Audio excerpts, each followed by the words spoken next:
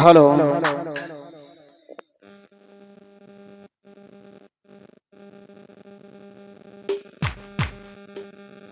Hello.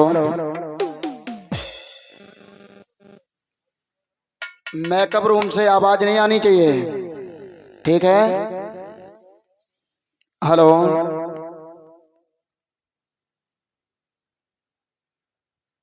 Hello hello.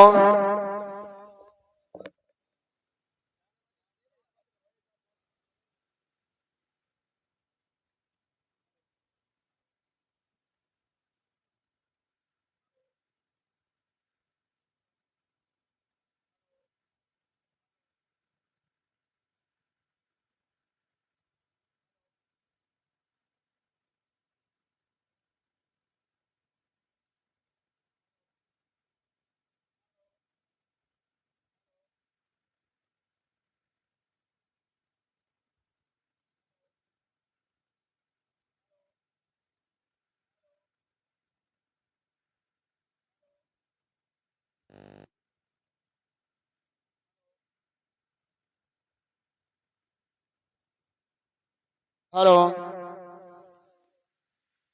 Hello. बोलिए भगवान बुद्धि की।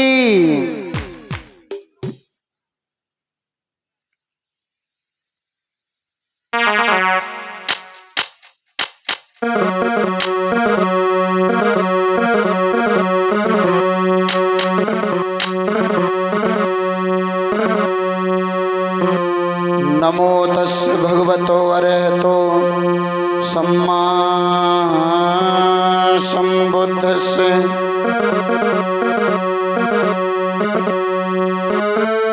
नमो तस् भगवतो अरहतो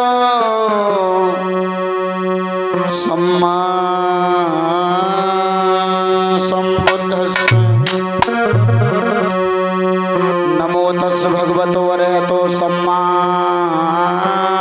संबुद्धस्स। बुद्धं शरणं गच्छामि, धम्मं शरणं गच्छामि, संघं शरणं गच्छामि।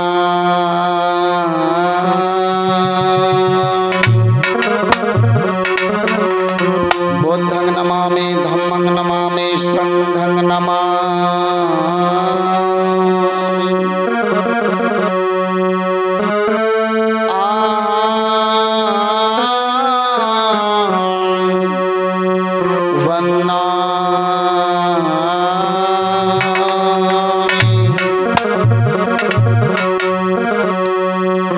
गौतम बुद्ध भगवान से मेरी विनती बारंबार, लाज रखो मुझ दीन की, मेरी नाव लगा वो पार। रमाबाई के पति तुम्हें मैं नमन करूं हर बार। नैया भंवर में है पड़ी, जय आए लगा वो पार।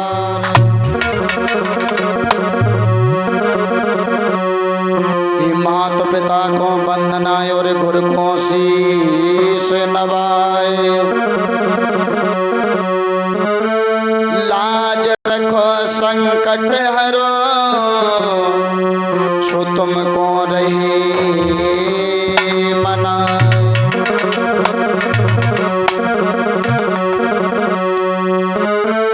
कि लुम्बिनी बन के धाम को, और मरम न जाने कोई। डाल डाल और पात पात पे, बुद्धं शरणं होय।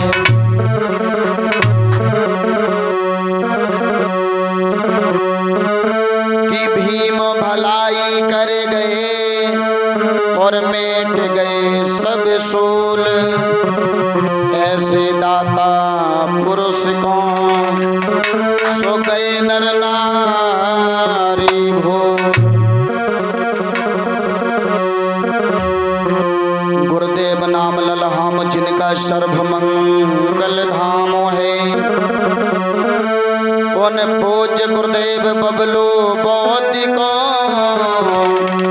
मेरा कोट में कोट प्रणाम है, प्रणाम है, प्रणाम है।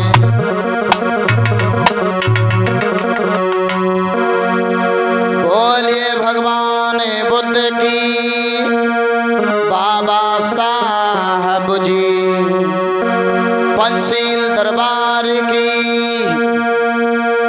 गुरुदेव भगवान की।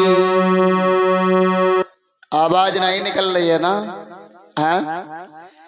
आवाज निकल नहीं रही है आप लोगों की। ऐसा लगता है कि शायद आज भोजन नहीं मिला है। हैं? अरे कम से कम खाते हो तो कम से कम चिल्लाया भी करो, जो खबो भो पच जाए। हैं?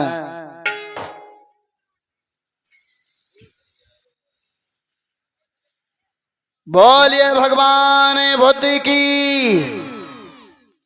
बाबा साहब जी। बात है भैया।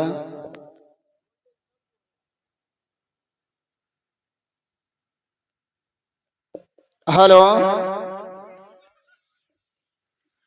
आएंगे तो दो शब्द तथागत के चरणों में वंदना, और सभी माता बहने भाई बंधु झांकी में आएंगे, बुद्ध जी की वंदना करेंगे। उसके बाद बहुत ही मार्मिक गाथा, अपने कोरी समाज का इतिहास, जिसमें हम लोगों के इतिहास को छुपाया गया और हम लोगों को गुमराह करके दूसरों का इतिहास बताया गया।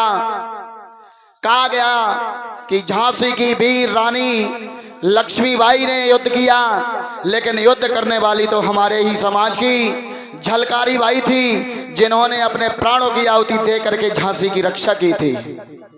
ये इतिहास हम लोगों का जो छुपाया गया है, इसी इतिहास पर आज हम प्रकाश डालेंगे और आप लोगों को दिखाएंगे व सुनाएंगे मैया झलकारी बाई कहाँ की रहने वाली थी, कौन इनके पिताजी थे, कौन इनकी मैया थी, कौन इनका पति था, कैसे ये झांसी में पहुंची और कैसे ये दुर्गा दल की सेनापति बनी है, कैसे इन्होंने झांसी में युद्ध किया। ये गाथा आप लोगों के समक्ष झांकियों के द्वारा लेके चलेंगे। सभी उपासक व उपासिकाओं से हमारा निवेदन है कि बुद्ध जी की झांकी में जरूर आए।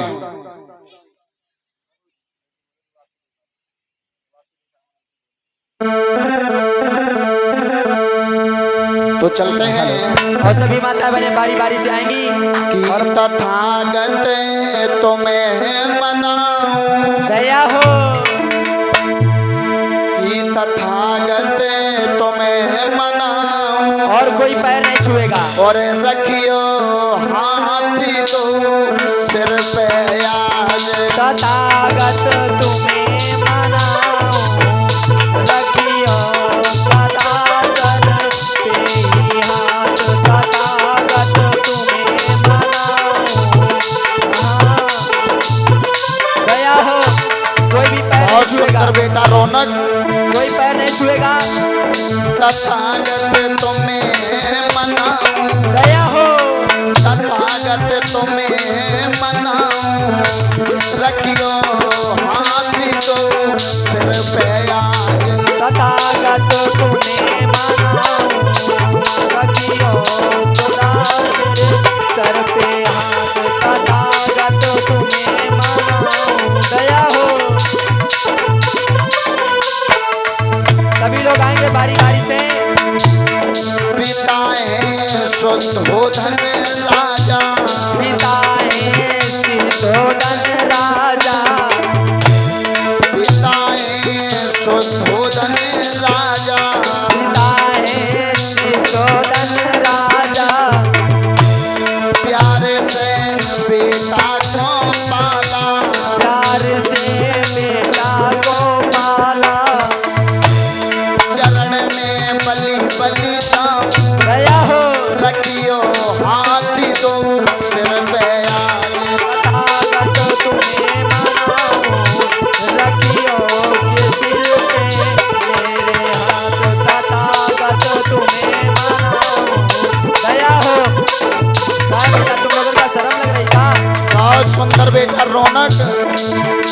देखो सभी लोग आएंगे बारी बारी से, पैसे हो तो ठीक, नहीं हो तो भी आओ। हाँ, नहीं तो कोई बात नहीं, आते जाओ। तथागत तुम्हें मनाऊं, दया हो रखियो हाथ दो सिर पे याद। तथागत तुम्हें मनाओ, रखियो दो मेरे सर पे हाथ। तथागत तुम्हें मनाओ, रखियो सर पे मेरे दो हाथ। और ये झांकी शेष 2 मिनट की रहेगी, क्योंकि समय को देखते हुए गाथा बहुत बड़ी है, इसलिए 2 मिनट की झांकी है। सभी माता बहने भाई बंधु जल्दी से जल्दी आ जाएं। तथागत तुम्हें मनाऊं, दया हो रखियो हाथ दो सिर पे याद। तथागत तुम्हें मनाओ, रखियो सर पे दो हाथ। तथागत तुम्हें मनाओ, रखियो सर पे दो हाथ। माया गौतम तेरी मात, महामाया गौतम तेरी मात। झुकाऊं उन चरणन में मात, झुकाऊं चरणन में हम माथ। झुकाऊं उन चरणन में माथ। झुकाऊं चरणन में हम माथ। सदा में सील अपनाऊं, दया हो रखियो हाथ दो सिर पे याद। तथागत तुम्हें मनाओ, रखियो सर पे दो हाथ। तथागत तुम्हें मनाओ, रखियो सर पे दो हाथ। दया हो तथागत तुम्हें मनाऊं, रखियो हाथ दो सिर पे याद। तथागत तुम्हें मनाओ, रखियो सर पे दो हाथ। तथागत तुम्हें मनाओ, रखियो सर पे दो हाथ।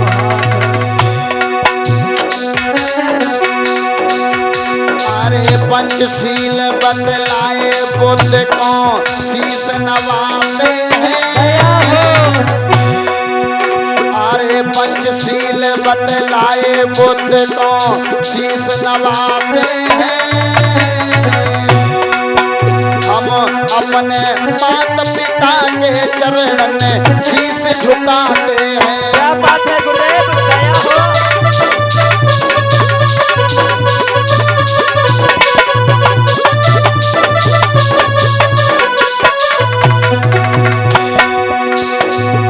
हम अपने माता पिता के चरणन शीश झुकाते हैं। हम अपने माता पिता चरण शीश झुकाते हैं। दया हो क्या बात है गुरुदेव।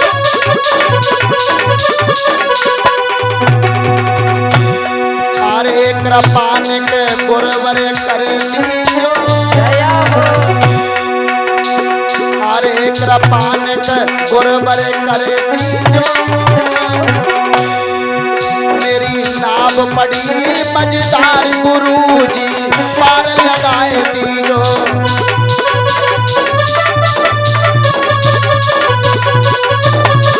दया हो क्या बात है भैया रौनक। मेरी नाव पड़ी मझधार गुरुजी पार लगाए दीजो।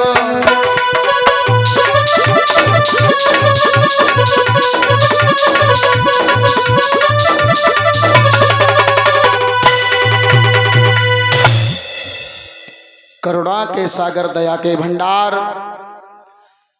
विश्व गुरु तथागत गौतम बुद्ध। भैया आवाज बढ़ाओ मैन माइक की। भारत के संविधान निर्माता, नारी मुक्तिदाता, शोषित पीड़ित वंचित असहाय दलित गरीबों के मसीहा परम पूज्य बोधिसत्व डॉक्टर भीमराव अम्बेडकर जी, जिनके चरणों में मेरा कोटि कोटि नमन एवं वंदन। बहुजन समाज में जन्मे सभी महापुरुष, जिनके चरणों में कोटि कोटि प्रणाम।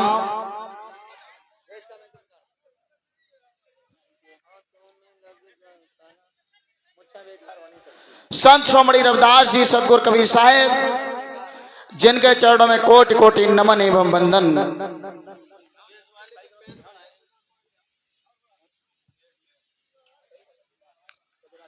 भारत भूमि में पलने वाली हमारी मातृशक्ति,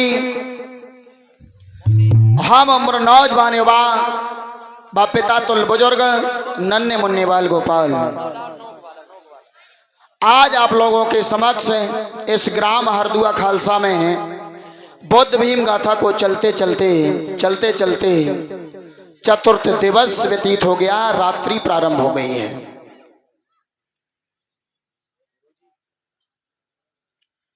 रात्रि प्रारंभ हो गई है। दिन की बेला में आप लोगों ने बड़ी ही मार्मिक गाथा श्रवण की। कौन सी कथा दिन में सुनी थी आप लोगों ने?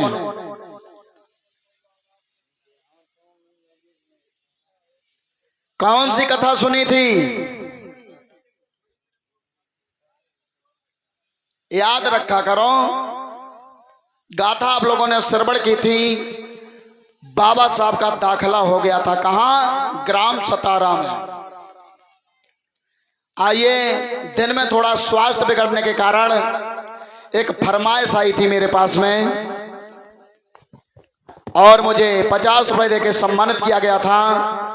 लिंकन राव बौद्ध, सियाराम बौद्ध और बबलू बौद्ध, इन्होंने छाप की मांग की थी।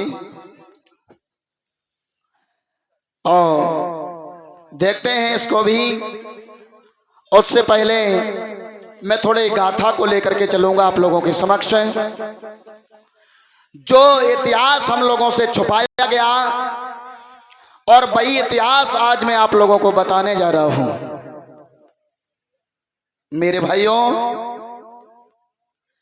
हमारे भारत देश में अनेकों वीरांगनाएं होती चली आई हैं, अनेकों वीरांगनाएं हुई हैं।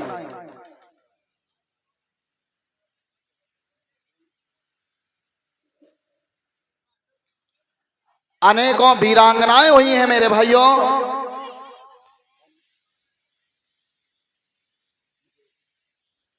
और इसी बीच में मुकेश बौद्ध जी और मुझे फलदान और ये 50 रुपए दे करके हमारे सभी मंडली को सम्मानित किया है, और 50 रुपए हमारे लिंकन भैया को भी दिए हैं। बहुत बहुत साधुवाद करता हूँ, मंगल कामना करता हूँ।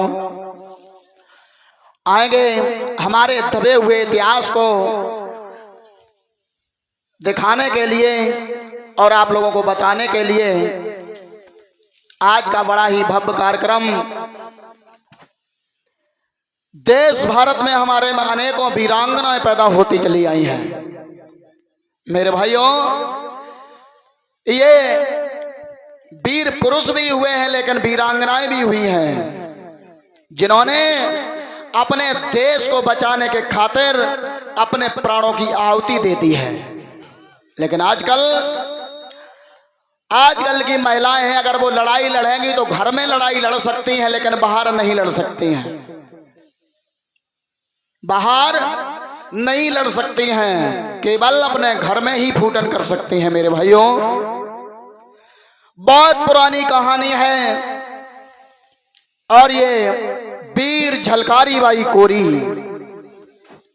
मेरे भाइयों, आइए कथा की तरफ ध्यान देंगे।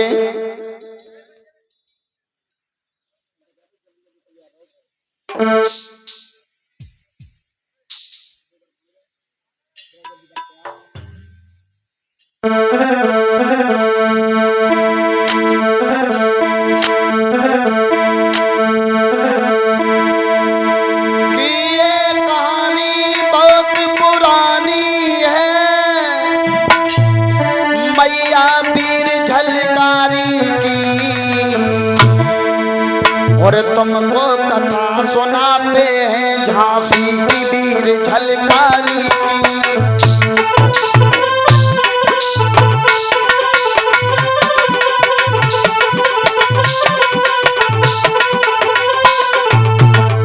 मेरे भैया, बड़ी ही वीर नारी पैदा हुई है झलकारी। ये कहानी बहुत पुरानी है, मैया वीर झलकारी की। तुमको कथा सुनाते हैं झांसी की वीर झलकारी।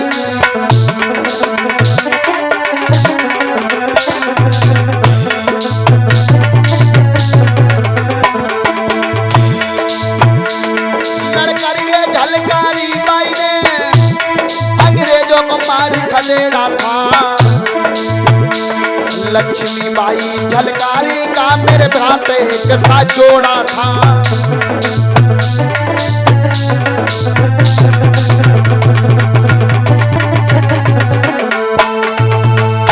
मेरे भैया बहुत पुरानी कहानी है। इस कहानी में एक रहस्य छुपा हुआ है। जो महारानी लक्ष्मीबाई थी और जो झलकारी बाई थी, ये बिल्कुल एक दूसरे की हम शक्ल थी। पहचान नहीं सकता था कोई क्या ये झलकारी है या ये लक्ष्मीबाई है। यही गाथा मैं आप लोगों के समक्ष लेके चल रहा हूं। झांसी में एक छोटा सा गांव पड़ता है जिस गांव का नाम है भोजला। एक एक बात पर ध्यान देना। झांसी में एक छोटा सा गांव पड़ता है जिस गांव का नाम है भोजला, और उसी भोजला गांव में एक निर्धन कोली परिवार रहता है। एक निर्धन कोली परिवार रहता है और जिसमें जो वहां निवास करते हैं जिनका नाम है सदोबर सिंह, और इनकी प्राण प्यारी है जिनका नाम है जमुना देवी। मेरे भाइयों, उसी गांव में निवास कर रहे हैं कौन? ये सदोबर सिंह और इनकी जीवन संगनी थी जिनका नाम था जमुना देवी। बेचारे बहुत निर्धन थे, लेकिन अपने जीवन को बड़ी कठिनाइयों के साथ जीवन को यापन कर रही थी। मेरे भाइयों,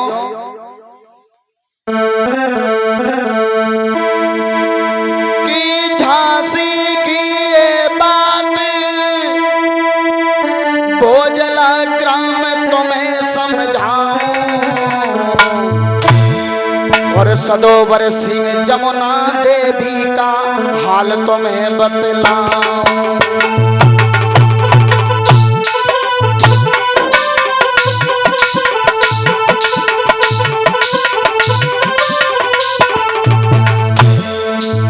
बड़े ही निर्धन परिवार के हैं मेरे भाइयों,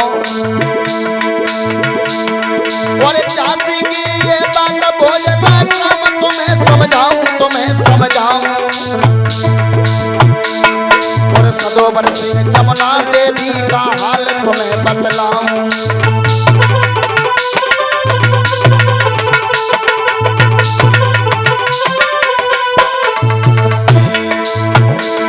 निर्धन कोरी परिवार सुनो सरदारी कथा समझाऊं, कथा समझाऊं।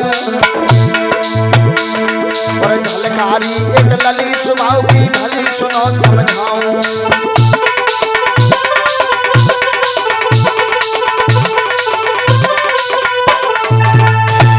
मेरे भैया बड़े ही निर्धन हैं सदोबर सिंह और जमुना देवी, और अपने जीवन को यापन कर रहे हैं।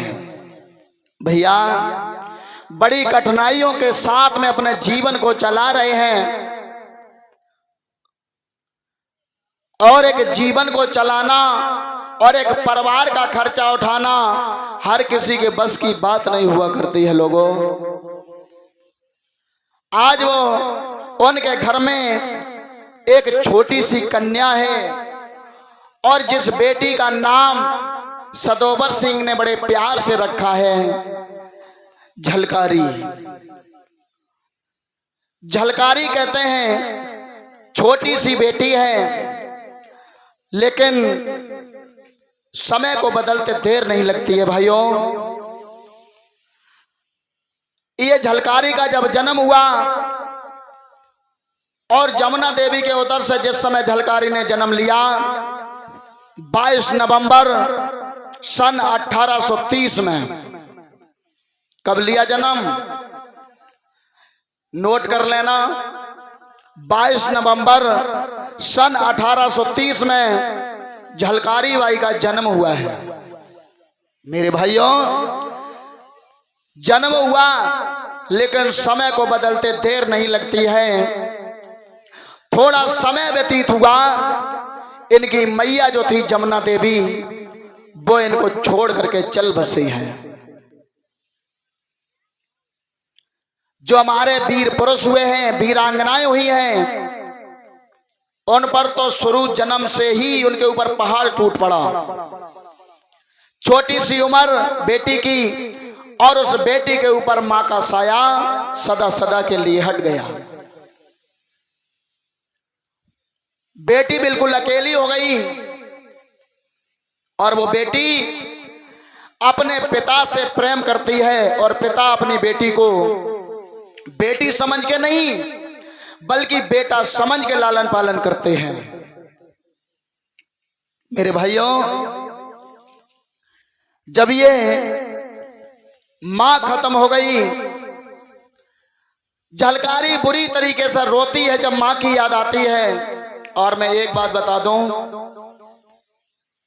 कि मां जब अपने छोटे से बच्चे को गोद में लेकर के जब खिलाती है, तो मां के मन में विचार भी बहुत ज्यादा होते हैं। मां सोचती है मेरा बेटा बड़ा होगा, मेरा बेटा ऑफिसर बनेगा, मैनेजर बनेगा, कोई अच्छी नौकरी करेगा, तो मुझे सुख और चैन की जिंदगी जीने को मिलेगी। और एक बात बताऊं,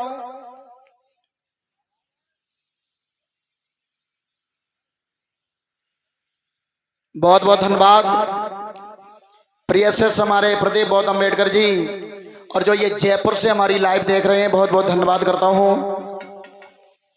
मेरे भैया, जब मां अपने बच्चे को गोद में लेकर खिलाती है, तो बच्चा मां के केसों को भी पकड़ लेता है, खींचता भी है, तब मां को इतना दर्द नहीं होता है। और जब वही बेटा सयाना हो जाता है, और जब पौआ मार के आता है ना, और जब पौआ मार के आए, और जब मां को मारे और मैया के केसों को अगर खींचे, तो फिर मां कहती है, अरे नालायक हत्यारे, ये दिन देखने के लिए मैं जिंदा बनी रही। शायद मैं नहीं जानती थी तू इतना नालायक निकलेगा, नहीं मैं जन्म देते ही तेरा गला घोंट देती। मां के पास शब्द नहीं होते हैं, मां के पास केवल इतने ही शब्द होते हैं, ओरे नालायक, ओरे पापी, मैंने तुझे जन्म दिया, अगर मैं जानती तू इतना नालायक निकलेगा तो जन्म देते ही मैं तुझे मार देती। फिर भी मां की ममता, बच्चा कितना भी क्रोध में होके आ जाए, मां को गालियां देने लगे, कुछ भी करने लगे, लेकिन फिर भी मां की ममता, मां फिर भी बच्चे की तरफ ही झुकेगी। लेकिन धिक्कार है ऐसी औलादों को। मैं कार्यक्रम करने के लिए तिरवा अम्बेडकर नगर में गया, और जहां मैं रुका था उसी के बगल में एक बहुत ही बेचारे निर्धन बूढ़े माँ बाप रहा करते थे। उनके 4 लड़के थे, 4, और चारों लड़के क्या काम करते थे, उनका बंटवारा कर दिया। 30 दिन तक तो उन्हें भोजन मिलता था। कितने दिन तक? 30 दिन तक। और जो महीना 31 का होता था, तो 31वीं तारीख को उन्हें भूखा रहना पड़ता था। मैं कथा कहने के लिए निकला, ये सोनू भैया मेरे साथ में थे। जैसे ही मैं निकला, बूढ़े दादा और दादी बैठे रो रहे थे। मैं रुका, मैंने पूछा, दादाजी आप क्यों रो रहे हो? बोले, बेटा रोने का हाल मुझसे मत पूछो, शायद तुम भी यहाँ ज्ञान दे रहे हो, लेकिन घर जाने के बाद तुम भी ऐसा करते होगे। मैंने कहा, बात क्या है दादाजी? मैं बात जितनी बोलता हूँ उतनी निभा के भी बताता हूँ। शायद में अगर कोई भी व्यक्ति किसी की जिंदगी में अगर घुस के देखेगा, तब उसे मालूम पड़ेगा कौन कितना सुखी है, कौन कितना दुखी है। मेरे भाइयों, दादाजी के आंखों से आंसू नहीं बंद हो रहे थे। मैंने कहा, दादाजी आप अपनी बात बताइए। दादाजी कहने लगे, बेटा मेरे 4 बच्चे हैं, और चारों बच्चे कहते हैं कि मैं 30 दिन भोजन दूंगा तुम्हें, लेकिन 31वां दिन होगा तो मैं तुम्हें भोजन नहीं दूंगा। तो बेटा आज 31 तारीख है और आज मुझे पूरे दिन और रात भोजन नहीं मिलेगा, मुझे 24 घंटे बिना खाना और पानी के रहना पड़ेगा। मैंने उन चारों लड़कों को बुलाया, मैंने कहा भैया एक बात बताओ, तुम अपने माता पिता को इतना कष्ट में क्यों रखते हो? बोले अरे तुम्हें इससे क्या लेना देना है, हम की लेना देना है। अगर तुम्हारे माता पिता अगर 31 तारीख देखते तो शायद ये दिन इन बूढ़े माँ बाप को देखने नहीं पड़ते। माँ बाप ने अपने बेटों के लिए कभी 31 तारीख नहीं देखी, कभी कोई दिन नहीं देखा, कभी कोई छुट्टी नहीं देखी, कभी माँ बाप ने थकान महसूस नहीं की। लेकिन माँ एक अनपढ़ होकर के भी जब बेटे ने माँ से रोटियां अगर मांगी तो माँ ने 2 की जगह 3 रोटियां दे दी, क्योंकि वो अनपढ़ थी। माँ अनपढ़ थी। बेटा कहता है माँ तू तो अनपढ़ की अनपढ़ ही रहेगी, मैंने 2 रोटी मांगी थी, तूने 3 दे दी। और जो अपने माता पिता को कष्ट देता है, ऐसी नालायक औलादों को अगले जन्म में भी अच्छा जन्म नहीं मिलता है, इन्हें कुत्ता गधा और सुअर बनाया जाता है। जिन माँ बाप ने अपनी खुशियां कुर्बान कर दी अपनी औलाद के ऊपर, और वही औलाद अपने माँ बाप से कहती तुमने मेरे लिए क्या किया है। औलाद कहती है तुमने मेरे लिए क्या किया है। उन्होंने वो किया है कि जो तुम्हें जन्म दे करके इतना सयाना कर दिया है। धन्य ऐसे माता पिताओं को, और मैं तो बार बार धन्यवाद देता हूं। हमारे माता पिता ने इतनी मेहनत उठाने के बाद मुझे इस काबिल बना दिया है, और जब मेरे नाम से मेरे माता पिता को जाना जाता है तो मेरे माता पिता के खुशी से आंसू निकल जाते हैं। भाइयों जीवन में कष्ट उठा लेना, लेकिन माँ बाप के अरमानों पर पानी मत फेरना। कहना है बहन बेटियों से अपने माँ बाप की इज्जत को बनाए रखना। अगर तुमने अपनी माँ बाप की इज्जत अगर उछालने की कोशिश की तो प्रमाण आप लोगों के सामने भी है। जो दूसरों की इज्जत से खिलवाड़ करता है उसकी फिर ऐसी इज्जत उछाली जाती है कि वो फिर ना तो रोकने लायक होती है और ना छुपाने लायक होती है। मेरे भाइयों तो हमेशा एकता और भाईचारा बना के रहें और अपने माता पिता को कभी कष्ट न दें। मैं यही निवेदन करता हूं अपनी आगे आने वाली पीढ़ी को, हमारे युवाओं से भी यही निवेदन है कि अगर माता पिता को तुमने सताया तो समझ लेना माता पिता को सताने वाला व्यक्ति कभी समाज में सम्मान नहीं पा सकता है। मेरे भाइयों इधर आइए चलते हैं 2 शब्द भाइयों के लिए।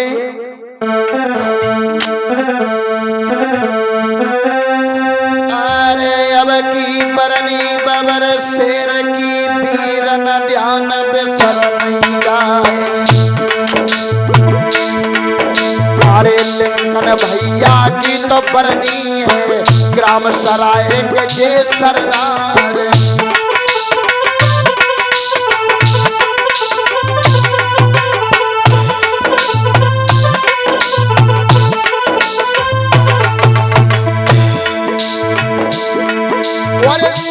राम पोती की बरनी जय ग्राम के है सरदार।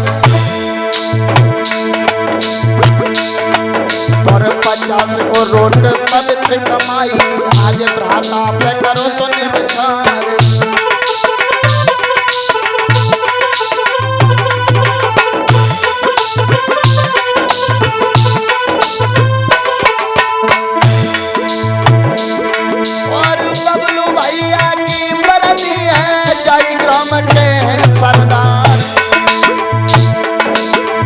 जुग जुग जियो अमर पद भोग रक्षा करे बंधु भगवान।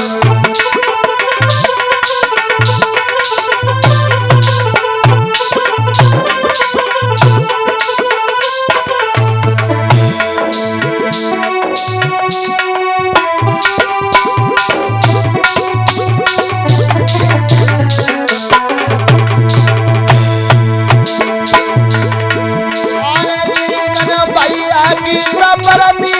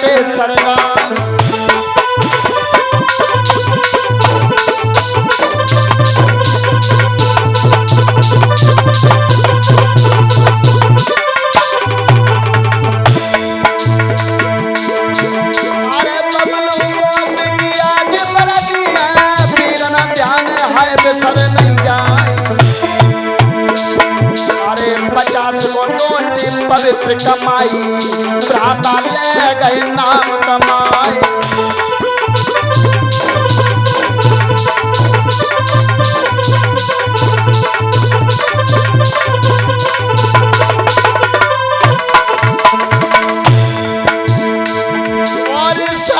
भैया की तो बरनी है ग्राम बगलन को सरदार, और 20 रुपया पवित्र कमाई आज भ्राता ने करी न्योछावर।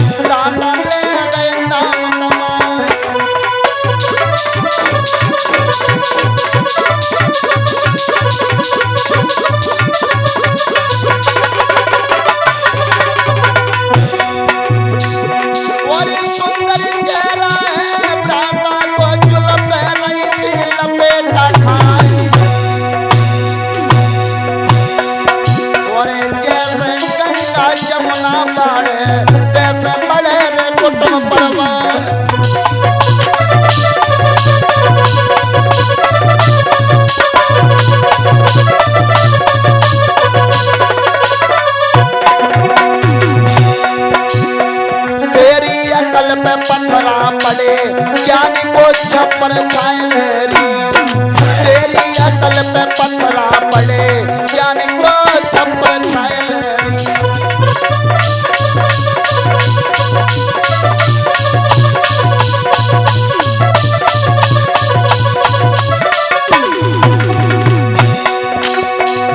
और छप्पर छायरी ज्ञानी को छप्पर छायरी।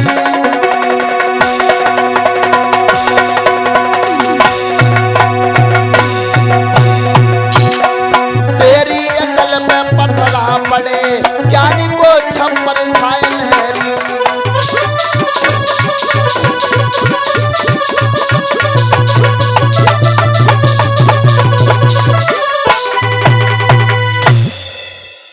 मेरे भैया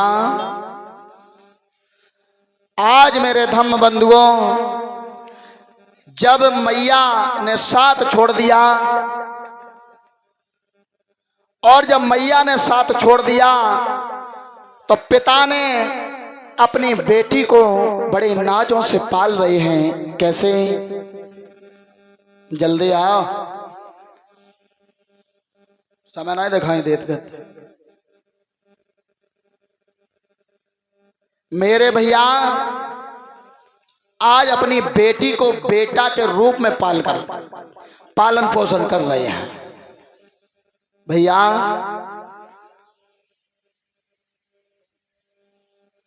और ये सत्येंद्र भैया उत्तर प्रदेश पुलिस, और ये 20 रुपये हमें दे रहे हैं इसी हरदुआ खालसा निवासी। बहुत बहुत साधुवाद करता हूँ, जय मंगल हो। और इसी बीच में हमारे प्रिय शिष्य जो जयपुर से हमारी लाइव देख रहे हैं, ये 50 रुपये हमें ऑनलाइन भिजवा रहे हैं। बहुत बहुत साधुवाद करता हूँ, मंगल कामना करता हूँ। मेरे भैया आज अपनी बेटी को बेटा के रूप में पाला है।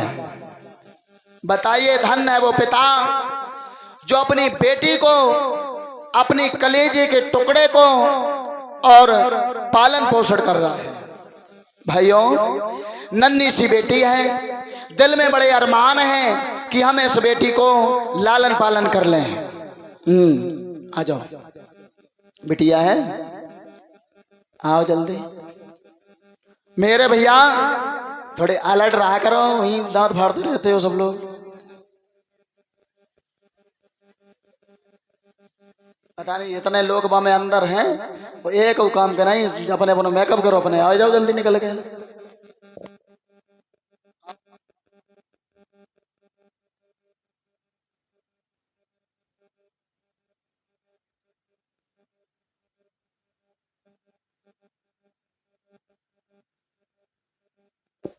मेरे भैया हेलो हेलो हेलो, आजा बेटी तुम आजा।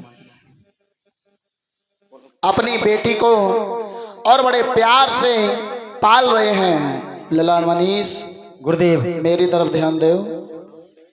हेलो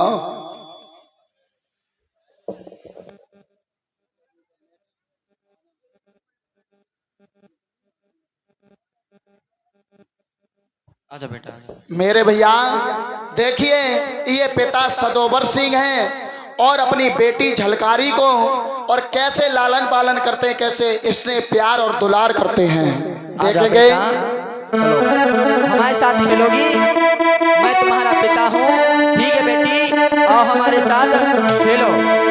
कि बाबुल ने अपनी बेटी को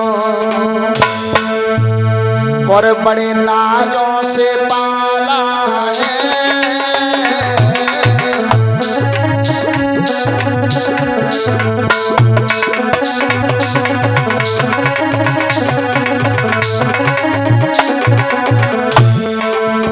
बड़ा स्नेह करते हैं सदोबर सिंह अपनी बेटी झलकारी से।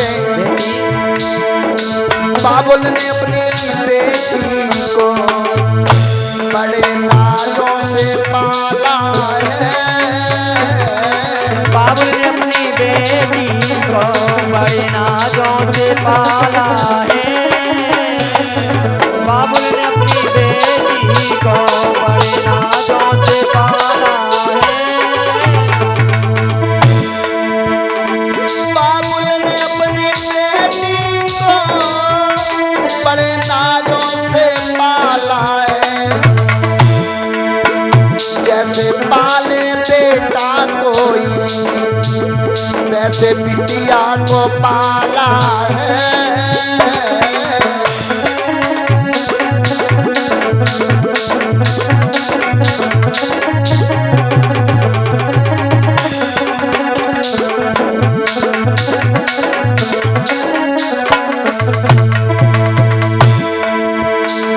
बाबुल ने अपनी बेटी को बड़े नाजों से पाला है। जैसे पाले बेटा कोई वैसे बिटिया को पाला है।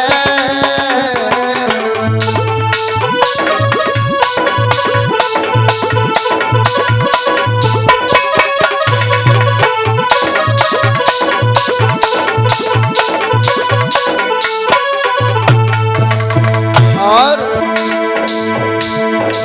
मैया उसकी बचपन में गुजर गई।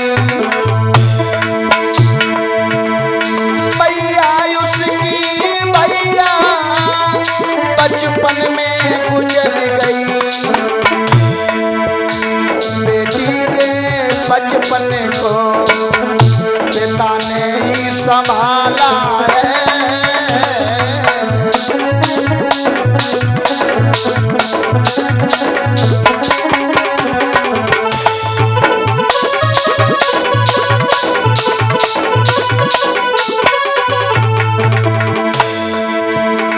बाबुल ने अपनी बेटी को बाबुल ने अपनी बेटी को बड़े नाजों से पाला है।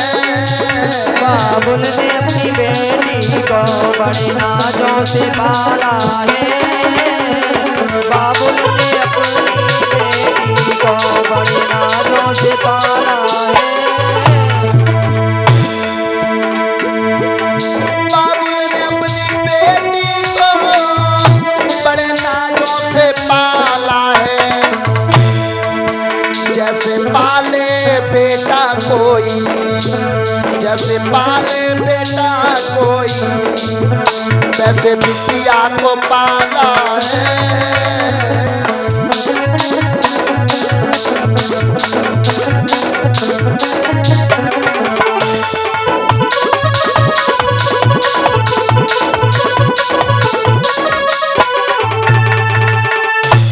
मेरे भैया अपनी बेटी को उन्होंने पलकों पर बिछा करके पाला, क्योंकि वही एक कलेजे का टुकड़ा थी। मेरे भाइयों बेटी की मां मर जाने के बाद परिवार का सारा काम बेटी झलकारी पर आ गया। किन पर आ गया? झलकारी पर। मेरे भाइयों, छोटी सी नन्ही सी बेटी घर के काम काजों में लग गई और घर के काम काज को करती है। मेरे भाइयों, धीरे धीरे जब समय व्यतीत हुआ,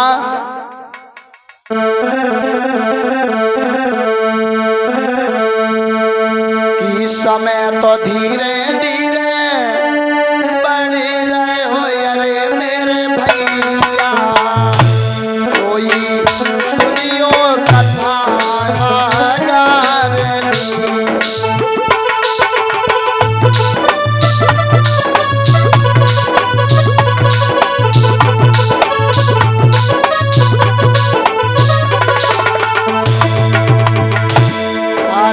समय तो धीरे धीरे बढ़ रहे हो अरे मेरे दादा, सोई सुनियो कथा यार की।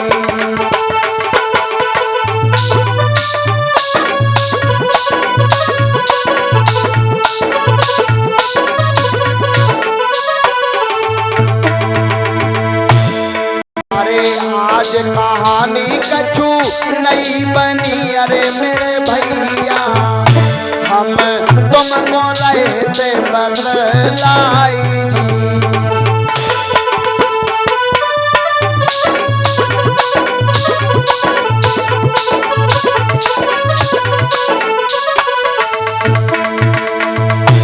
अरे अब कहानी कछु नहीं बनी अरे मेरे दादा, हम तुम्हें रहे समझाएंगे।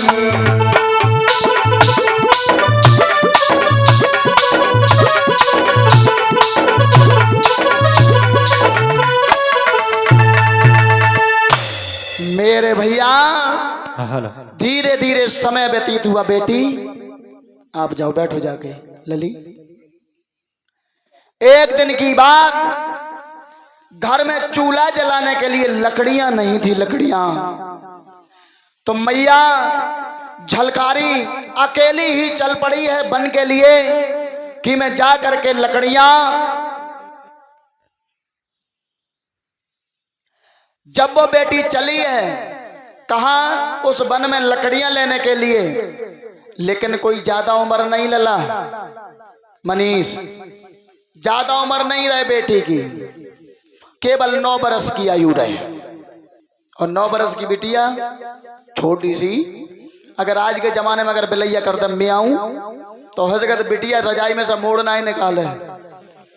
हाँ बताओ, अरे कौन है कि छपकली दिखाया जाए बेटिया का कमरा में न जाए। और 9 बरस की वो झलकारी आज कंधे पर अपनी कुल्हाड़ी रख ली है और चल पड़ी है जंगल में लकड़ी काटने के लिए। गांव वाले कहने लगे, बिटिया ओ लली बेटी,